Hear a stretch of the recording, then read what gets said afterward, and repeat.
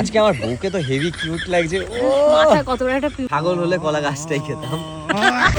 এটা পুরো বৃষ্টিতে লাভ হয়ে গেছে। ঢবের চাপ। বৃষ্টির দিন, যেটা আমাদের বাঙালিদের কাছে অত্যন্ত প্রিয় একটা দিন, তাই আমি চলে এসেছি তোমাদের সাথে একটা আমার ভিডিও শেয়ার করতে। তো হ্যালো, আমি রাকেশ। আজকের তোমাদেরকে আমি আমার কিছু ভিডিও শেয়ার করব পার্সোনাল। আর বৃষ্টির দিনে আমি কিভাবে কি কাজ করি, কোন কাজ করি, কোথায় যাই, কি করি, তোমাদেরকে সেটাই আজকে শেয়ার করতে চলে এসেছি।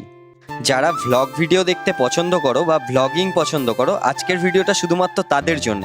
সত্যি খুব ভালো হতে চলেছে, তোমরা দেখো আমি কত কিছু আজকে সাইট সিন দেখেছি, আজকে তোমাদেরকে সেটাই দেখাবো।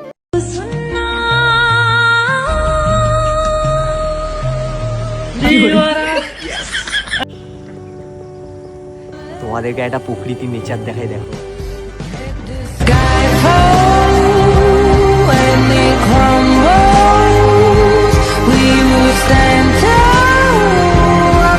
কোথায় এসেছি জানতে ইচ্ছা করছে তো?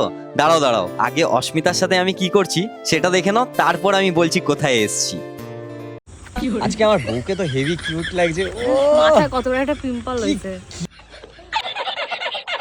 কিউট লাগছে।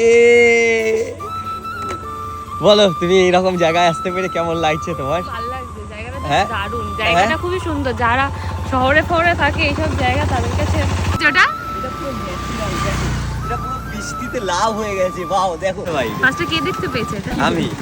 হ্যাঁ, ঢবের চাপ।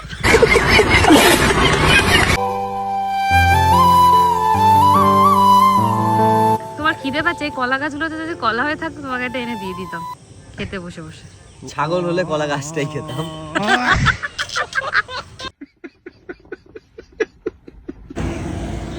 অস্মিতা, তুমি কি কিছু বলবে? আমার তো এই জায়গাটা খুব ভালো লেগেছে, ওই জন্য আমরা দাঁড়িয়েই পড়েছি। আর সত্যি মানে এই এখনো যে এত ইন্টারনেট, এত এসবের মধ্যে যে এখনো এইসব গ্রাম, এত সবুজ, এত গাছ, এত ভালো লাগছে আমার, সত্যি বলার ব্যাপার। আমার এরকম খুব ভালো লাগে, গাছ গাছালি, এত শহর, বিল্ডিং, গাড়ি, টিভি ভালো, তার থেকে এইসব জায়গা, খালি পাখি ডাকছে সারা জায়গায়, শুনতেই পাচ্ছ পাখি ডাকছে।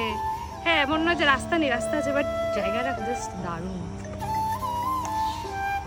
এই জায়গাটা হচ্ছে তারদা বলে একটা জায়গা, ঠিক আছে? তোমরা সোনারপুর দিয়েও আসতে পারো, আবার গড়িয়া স্টেশন থেকেও আসতে পারো। এই জায়গাটা বিভিন্ন জায়গা থেকে আসা যায়, তোমরা গুগলে মারবে তারদা বলে জায়গা, তাহলেই চলে আসবে। ফাইনালি এখানে শেষ করার পর আমরা চলে আসি। তো রাস্তায় দেখতে পাচ্ছি অনেক রকম খাবার দেখলে তো আমাদের খেতে ইচ্ছা করে। আর আগুনটা দেখছো তো, আমার পাশে এর থেকেও বড় আগুন আছে। জায়গাটা চাম্পাহাটির মধ্যেই আছে এই জায়গাটা। তো এখান থেকে আমরা একটু চা খেয়ে নিলাম, খেয়ে নিয়ে একবারে বেরিয়ে পড়লাম। তো এবার বাড়ি ফিরছি।